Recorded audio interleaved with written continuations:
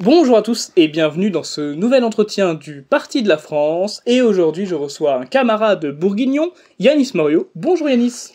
Eh bien, bonjour Alexandre, bonjour à tous. Ah, j'ai dit effectivement que vous étiez bourguignon, mais je pense que nos auditeurs veulent en savoir un petit peu plus. Est-ce que vous pourriez vous présenter ? Alors oui, je suis Yanis Morio, je suis effectivement natif de Bourgogne, du Mâconnais, qui est le midi de la Bourgogne. J'ai rencontré Alexandre quand j'ai eu ma période dijonnaise. Et donc je suis au Parti de la France, membre du bureau politique, avec mon camarade ici présent. Tout à fait, tout à fait. Je vais vous poser directement une question pour rentrer dans le vif du sujet. Très bien. Est-ce que vous préférez la France d'avant ou la France de maintenant ? Quand on voit la France de maintenant, c'est vrai que comment ne pas préférer celle d'avant. Après bon, avant, est-ce qu'on remonte aux invasions barbares ou tout simplement aux 30 Glorieuses ? Je pense qu'il faut faire une vision globale de l'histoire, voir tout ce qui a été bon dans une... On n'aura jamais recréé complètement une époque. Mais effectivement, il y avait un certain art de vivre qui tend à se perdre. On parlait, il y a encore une vingtaine, trentaine d'années, d'américanisation. Maintenant, je pense qu'on est même allé au-delà. Il y a à la fois une halalisation, même plus une américanisation au sens où on en parlait dans le temps, où on imagine que c'est l'Amérique profonde du Texas, de Reagan, qui peut être en soi assez sympathique.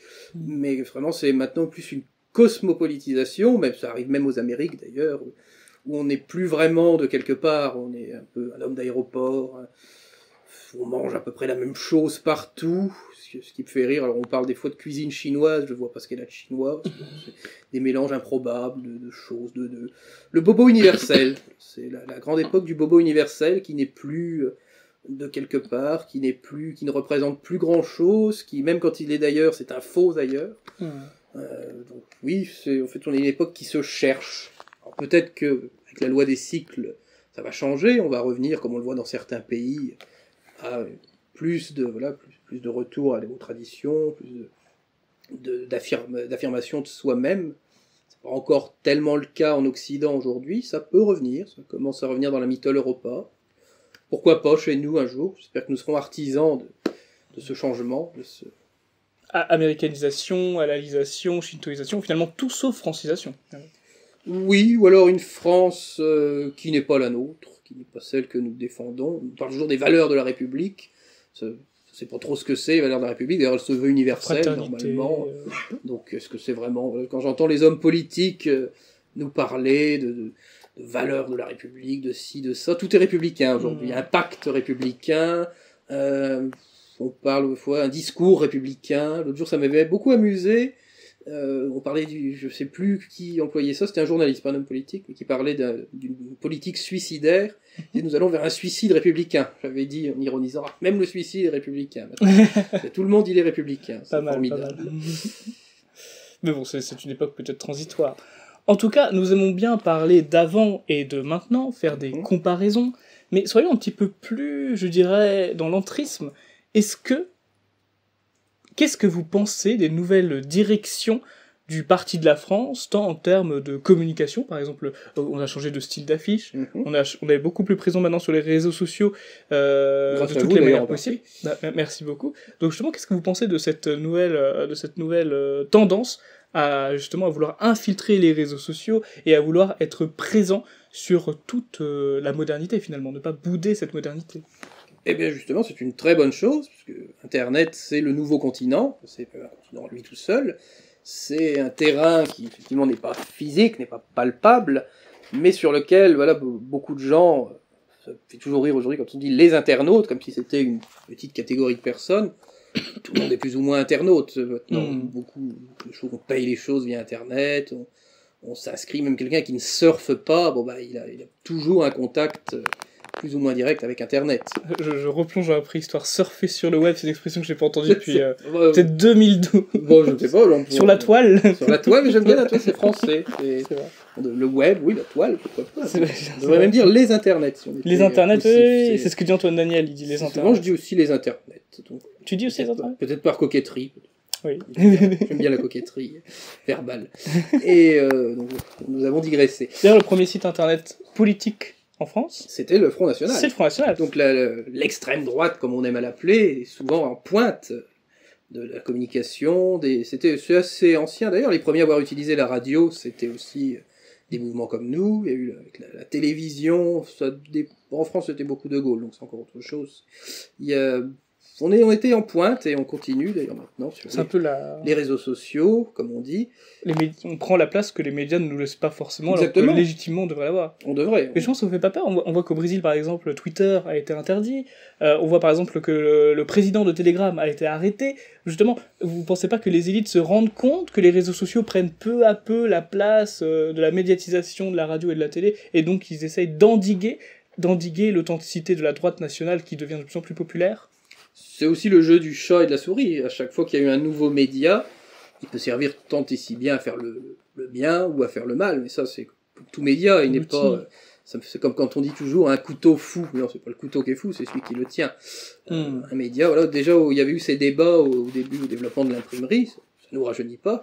Oui. Et on pouvait tout faire. On pouvait imprimer des libelles qui disaient des choses abominables. On pouvait aussi faire partager la connaissance, le savoir. Donc, il y avait des polémiques sur les journaux indépendants qui publiaient par exemple des tutoriels pour construire des bombes artisanales, etc. C'est Napoléon III qui a il y a eu réglé ça, justement. Alors oui, il y a des choses qu'on ne peut pas dire, même en droit de presse, même quand on défend la liberté d'expression, bon, évidemment on ne peut pas appeler au meurtre de quelqu'un.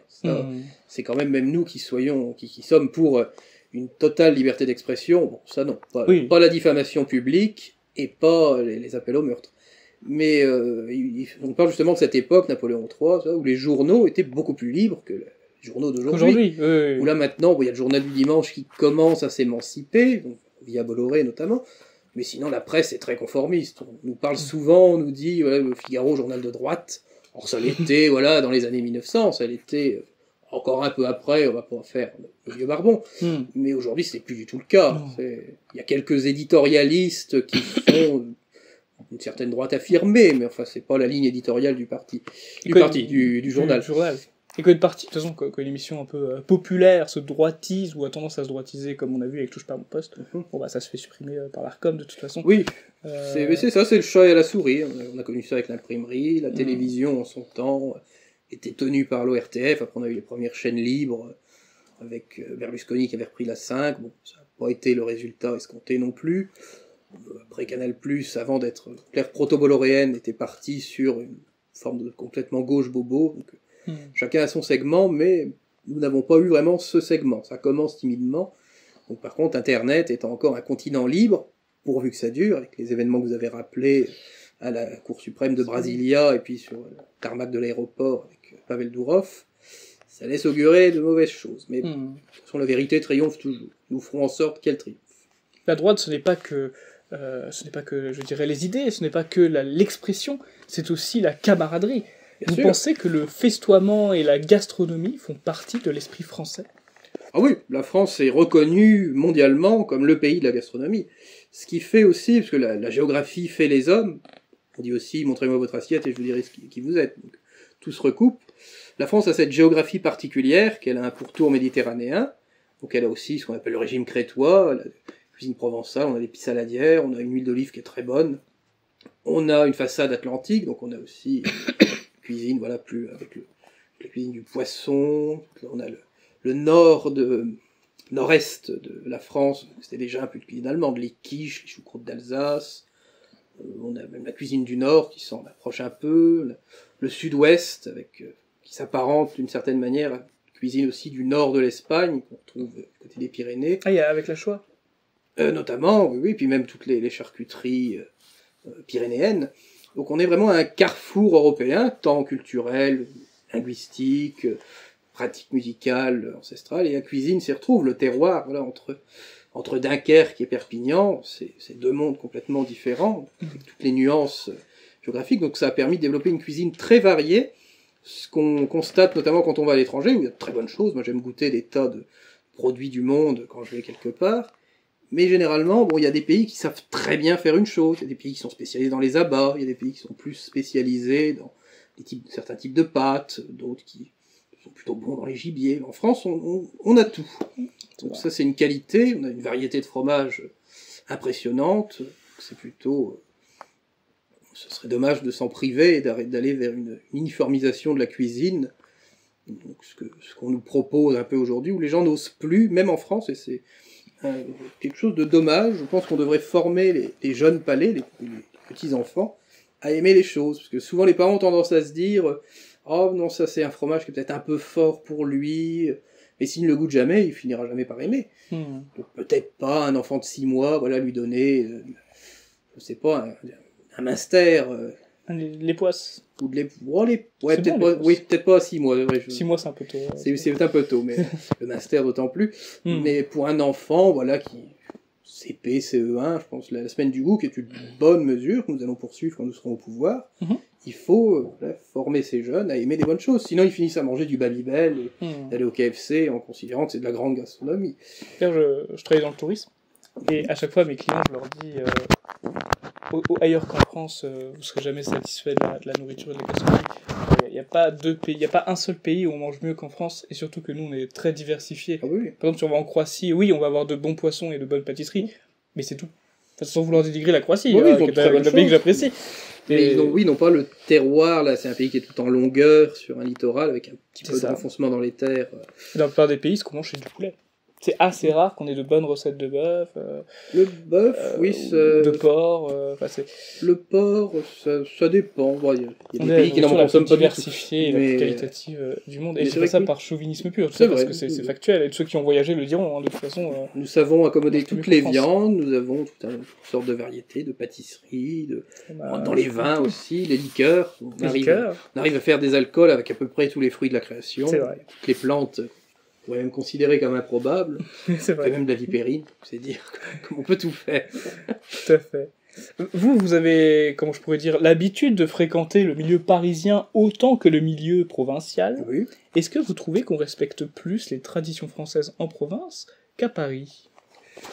Alors effectivement, en province, il y a un attachement peut-être plus fort, dans la mesure où Paris est une ville qui, dans son histoire, a toujours été, ça c'est le jacobinisme, et même le proto-jacobinisme, ça existait déjà avant, où Paris était la grande métropole. Il y avait de grandes villes dans l'histoire qui ont été importantes. Rouen, donc, a perdu...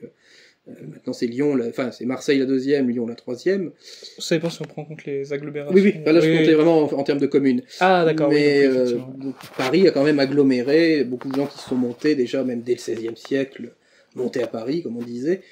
Donc il n'y a pas vraiment de vrais Parisiens de toutes les branches. Il y a des familles encore qui sont des familles qui étaient déjà parisiennes du temps de Philippe Auguste. Je crois qu'il y a même une association où ils se réunissent.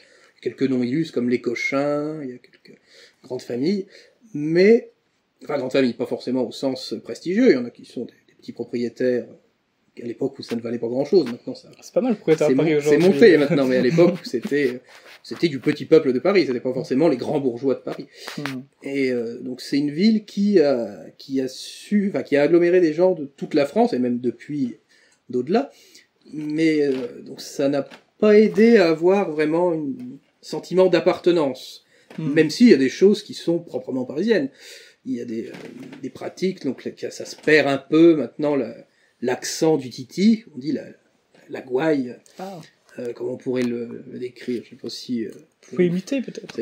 Arletty le faisait très bien. Atmosphère, est-ce que j'ai une gueule d'atmosphère? Un accent un peu comme ça, traînant, chantant. Ah oui, vous voyez, cher Alexandre, ça c'est Paris qui disparaît. C'est vraiment regrettable. Qu'est-ce que vous voulez que j'y fasse? C'est vraiment dommage. Les vieilles prostituées parlent un peu comme ça. Petit peu, vous les fréquentez? Non, j'ai vu ça dans un dessin animé pour enfants. Ah bon? Les prostituées de dessin animé, elles sont sympathiques, voilà. Mais oui, on en retrouve d'ailleurs. Je mettrai un extrait au montage. Ça m'embête un peu parce que je suis déjà bien rempli et que je prends seulement... Du côté du canal Saint-Martin, il y en a effectivement qui parlent encore comme ça. Et qui sont très âgés, pas forcément... Comment vous savez? Je sais tout. D'accord, très bien. C'est formidable alors. Prochaine question que j'aimerais vous poser.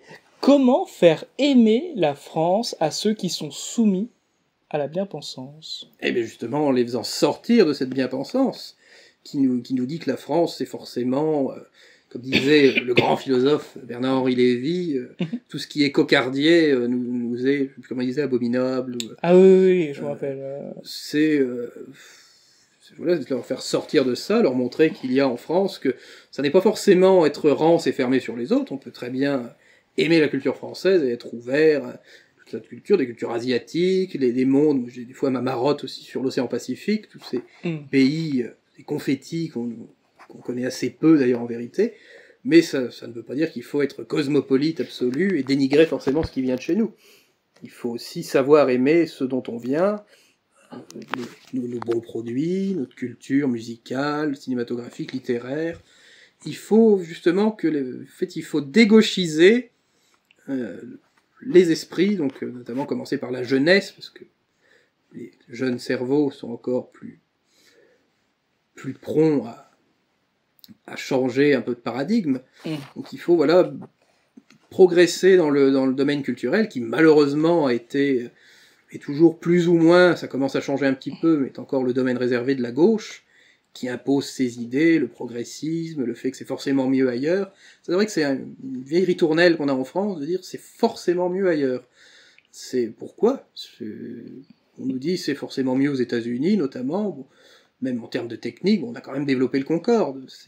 C'est même mieux que certains Boeing, on va pas se mentir. Ils volent plus aujourd'hui. C'est le problème. Mais bon, c'est plus des questions financières, ce qui coûtait quand même assez cher. Et une question de rentabilité, mais ça peut encore se régler. Ça, c'est une question de volonté. De volonté, beaucoup. Et justement, que pensez-vous? Est-ce que vous aimez le cinéma français? Est-ce que vous aimez le cinéma français? Alors l'actuel est un peu... Alors, je dis pas qu'il y a aussi de bons acteurs, bon, ça dépend ce qu'on leur fait jouer. Des fois, il y a des gens qui ont un grand talent, mais à qui on fait jouer des films où alors, il y a toujours le couplet sur le pauvre migrant, ou la jeune fille qui veut se révéler autrement que son père aimerait qu'elle soit. Enfin, tous les trucs habituels... Simone qui vit dans le 16e arrondissement, qui est en couple avec Bernard, mais le couple bat de l'aile, finalement. Elle a rencontré le jeune Farouk, un Afghan réfugié, elle vit une histoire d'amour folle avec lui, et Bernard trouve ça très bien, bon, ça commence à bien faire. Sortez-nous des vraies histoires, on a su faire ça pendant longtemps, aussi bien des comédies qui nous faisaient rire à chaudes larmes, des péplums sur notre histoire antique, des films de KPDP, des films, même des films de guerre aussi, des films d'action quand ça tombe pas dans le boum-boum ridicule. On peut tout faire. Le cinéma français était très varié, on a eu de grands noms.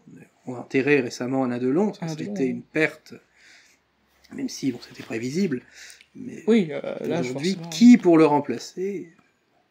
Il est peut-être pas né.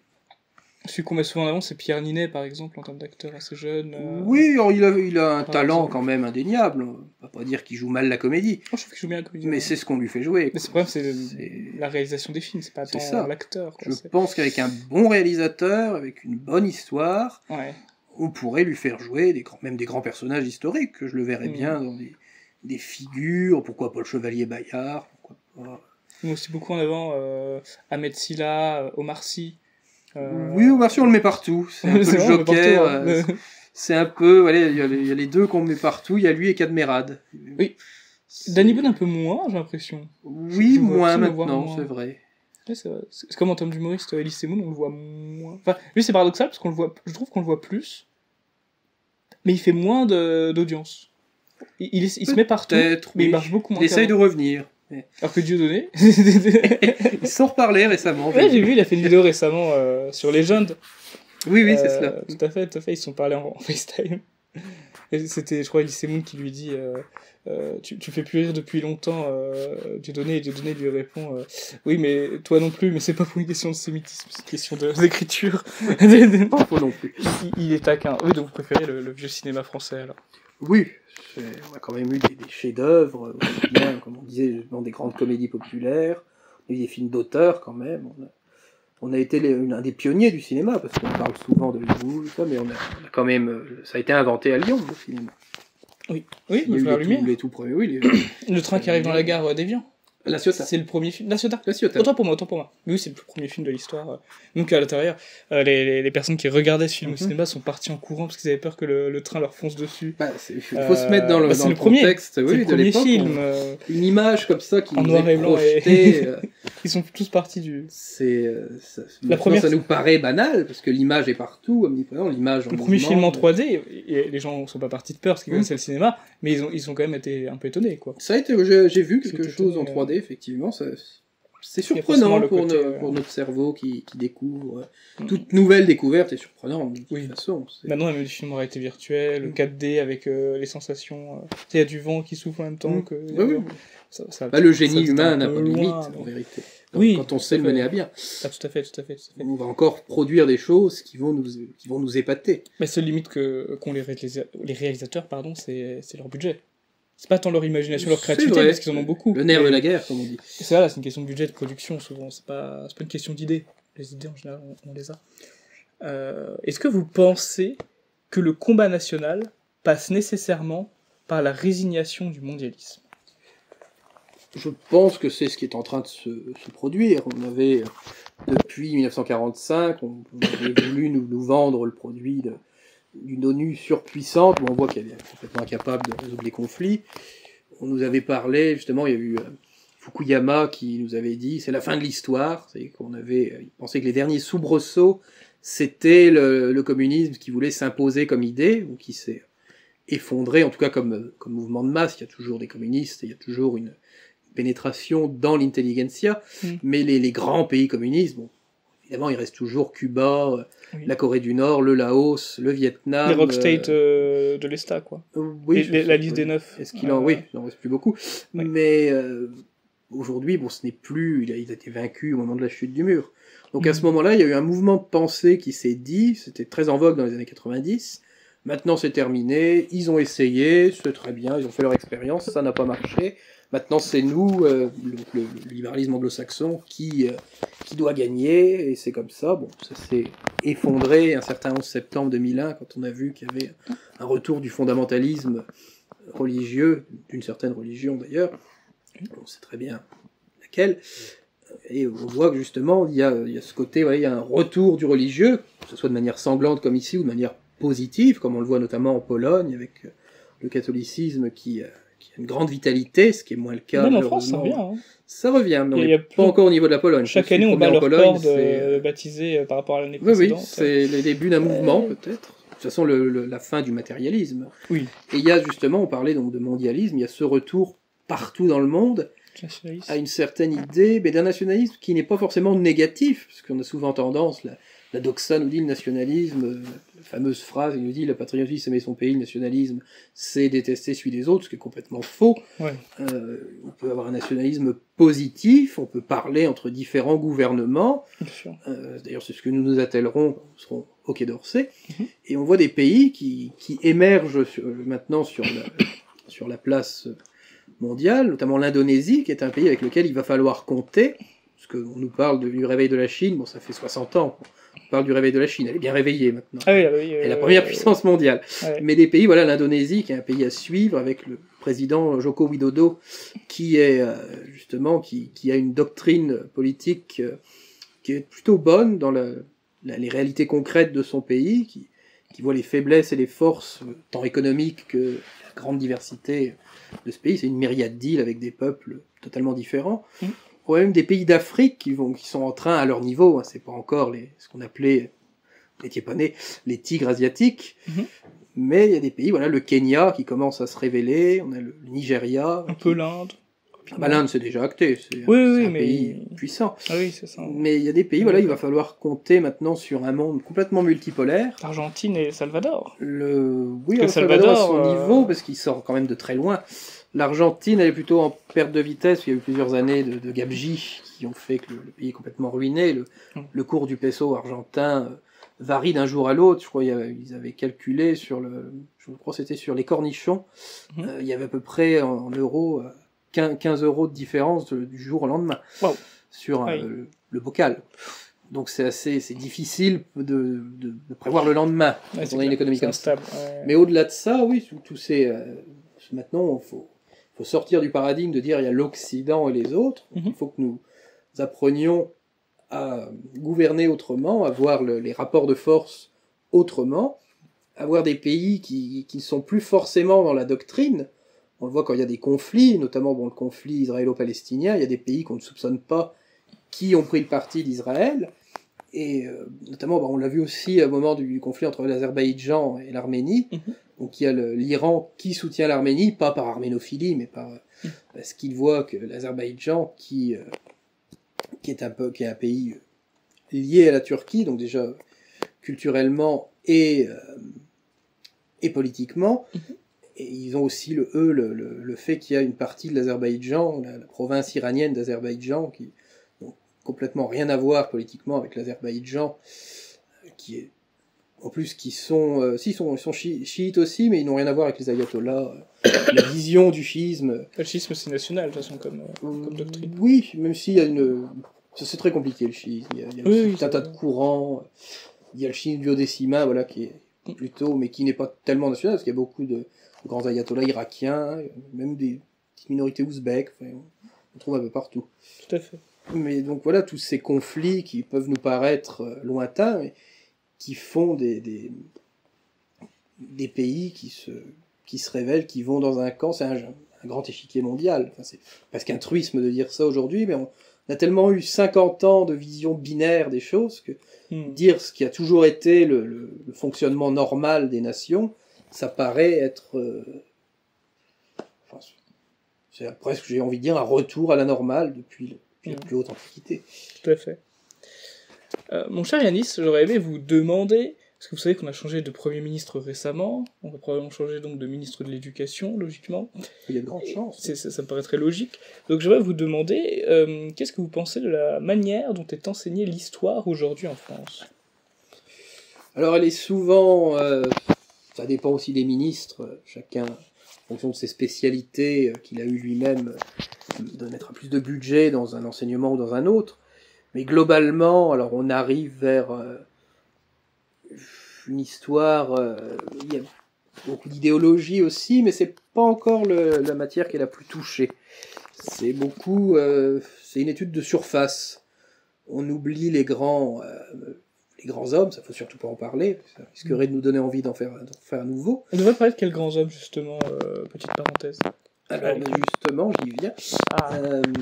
Il faut distinguer le fait, l'histoire est complexe, il faut distinguer voilà, l'enseignement universitaire de l'histoire, où là, effectivement, même on voit sur les grands hommes, on voit qu'ils ont leur part d'ombre, les choses sont plus complexes, les rapports de force du moment. Ça, c'est plus de l'enseignement universitaire. Mais pour nos chères têtes blondes, moins blondes d'ailleurs souvent, têtes crépues, j'ai envie de dire, c'est clair. il ne faut pas aller forcément dans la complexité des choses. Celui qui est un peu malin, qui a envie de chercher, ou qui a envie de se spécialiser là-dedans après, le sait déjà très bien. Mais pour vraiment leur donner encore plus de base, on ne va pas forcément rentrer dans les complications, leur donner déjà un cadre chronologique, ça c'est l'essentiel.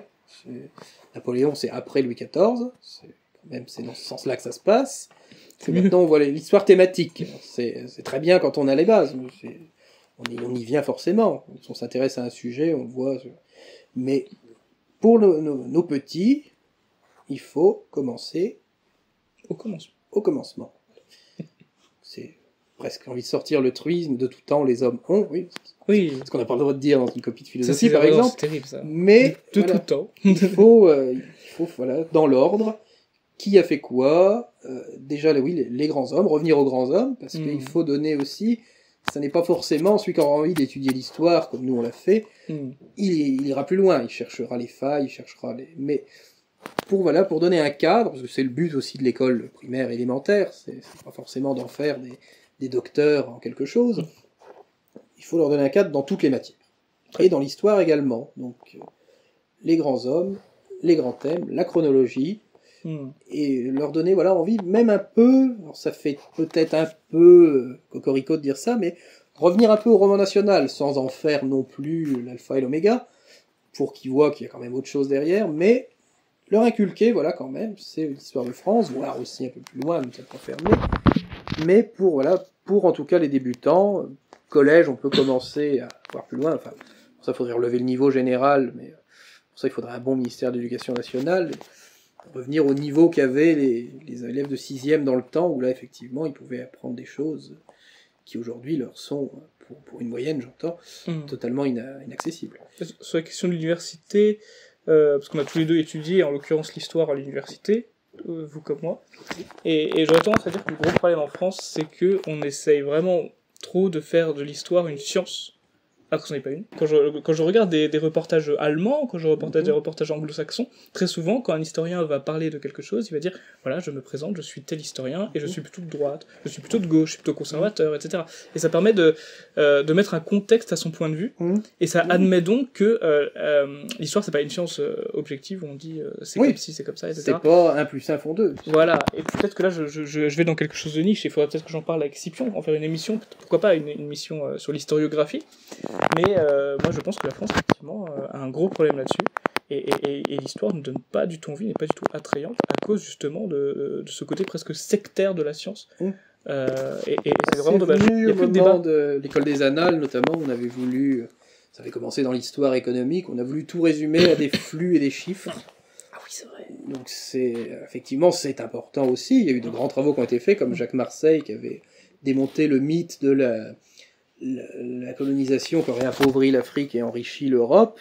Il était parti avec lui le postulat de base que c'était ça, il était communiste sincère, et en confrontant les chiffres, il a vu que ça n'était pas le cas.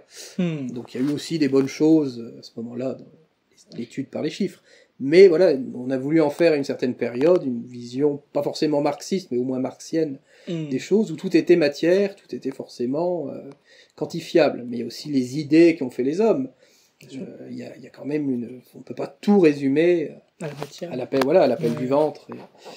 Il y a quand même, il y a les grands hommes, ça compte quand même si c'est pas tout. Les grandes idées qui ont changé le monde, l'économie, le nerf de la guerre, la matière, le quantifiable, c'est un tout. Le fait de vouloir dire non, c'est moi qui ai raison et ta façon de faire elle est mauvaise, ça c'est absurde. Les façons de faire peuvent se confronter. Bien sûr. Et du coup, depuis tout à l'heure, nous parlons de l'inculcation, de ce qu'il faut faire pour nos petites têtes blondes, comme vous dites, etc. Est-ce que vous croyez en un réveil des Français ? Bon, si je n'y croyais pas, je ne serais pas là en train de parler avec vous, et je ne serais pas au bureau politique du Parti de la France. Je contemplerais le désastre en me disant, plus vite on aura fini, mieux ce sera, on va passer au dessert. Mais donc oui, je pense que c'est quand même possible. Beaucoup de pays, comme je le disais tout à l'heure, nous le montrent. Beaucoup de pays se réveillent. Donc nous, ça mettra un peu plus de temps, parce qu'on est embourbé dans la haine de soi, dans le fait de vouloir à tout prix se dénigrer. Ça peut changer, je vois dans les jeunes générations, j'ai l'impression de parler comme un vieux, mais bon, déjà 30 ans, je parle vraiment des jeunes qui ont entre 15 et 20 ans, je lis, j'entends, je constate des fois des discours qui me semblent étonnants. Le fait notamment, où c'est peut-être moins idéologisé, aussi bien nous, la droite de l'échiquier politique, que la gauche, qui est très sectaire. J'ai entendu plusieurs fois des jeunes, alors aussi ça fait très vieux dit comme ça, mais